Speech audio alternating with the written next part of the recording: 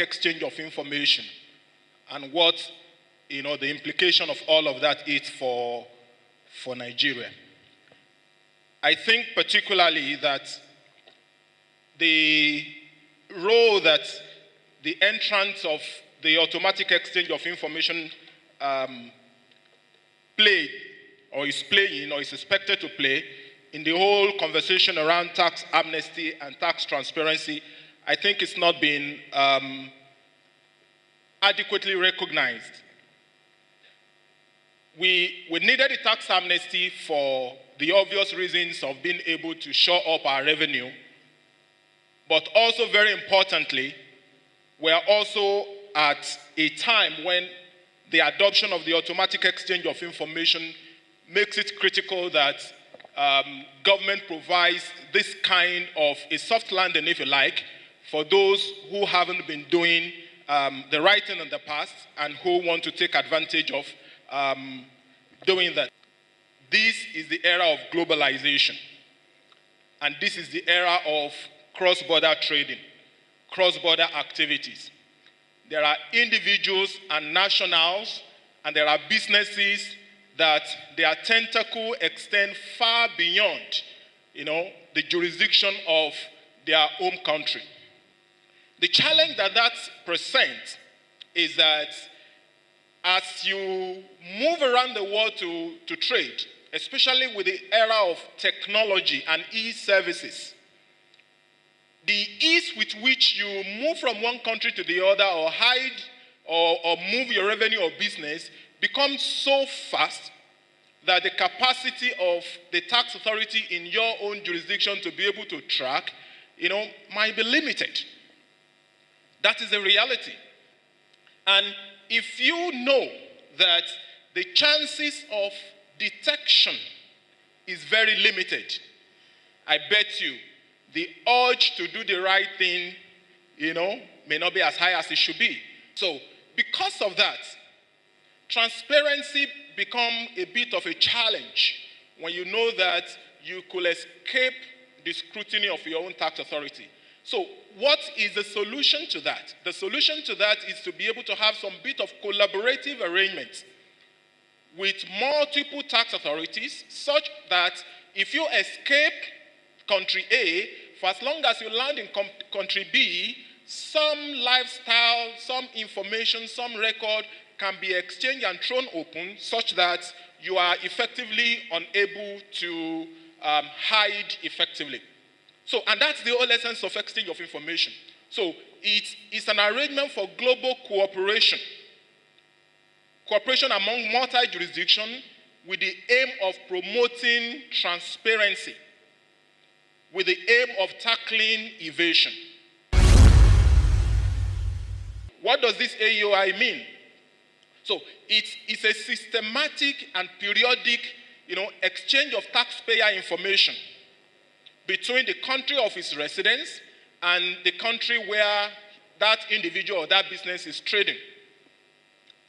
So those information are exchanged with the aim of helping the other government to be able to have access to data with which they could compare with what is available locally and verify the level of compliance of that taxpayer. So how is it done? So the information is usually collated in the course of your normal interaction. If, for example, you go overseas, you've done all of your shopping, you've blown the money, $10,000, $5,000, and knowing Nigerians for who we are, as soon as you're coming back, you suddenly realize that I'm not a resident of this country, I'm entitled to VAT refund. So you go queue up on the VAT refund counter to get refund of VAT. Certain critical information about you had automatically been exchanged with the government of that country. Your name, your passport number, your nationality, and all of that.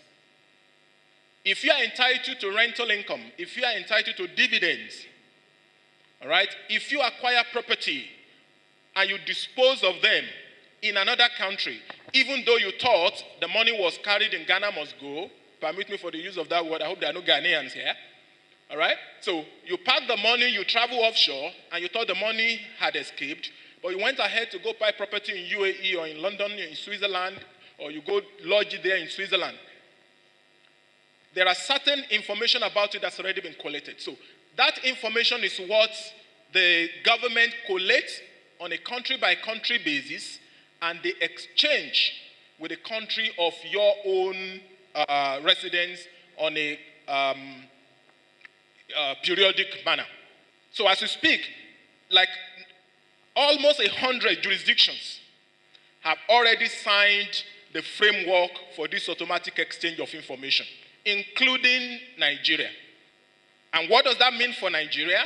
Nigeria is going to have the capacity or the privilege or the benefit of receiving information of Nigerians and Nigerian businesses from well over 100 countries around the world. If you think, no, they can't trace me, nobody can see me, it's not about FRS going around trying to look for the data. The countries around the world gather that data and dumps it, on us. So it's that access to information at nearly no extra effort. The implication for the country is that it can then help us to be able to detect cases of non-compliance when that data is compared with what is available. It also has a deterrent effect, because as soon as people realize that their information are no longer secret, the willingness to do the right thing is enhanced. And it can also help to encourage accurate reporting, because if you fail to report accurately what you bought, the person you bought from is likely going to declare what is sold to you. So you are at the risk of being picked up for false reporting. The era of being able to hide, it's over.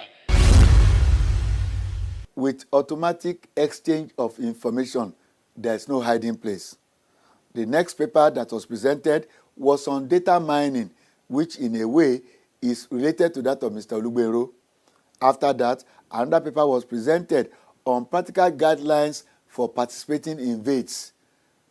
These two papers will come to you in the next episode of the program, along with the frequently asked questions session anchored by Mr. Gabriel Ogunjemilusi of the Federal Inland Revenue Service, and of course, the 5-star interactive session with the audience.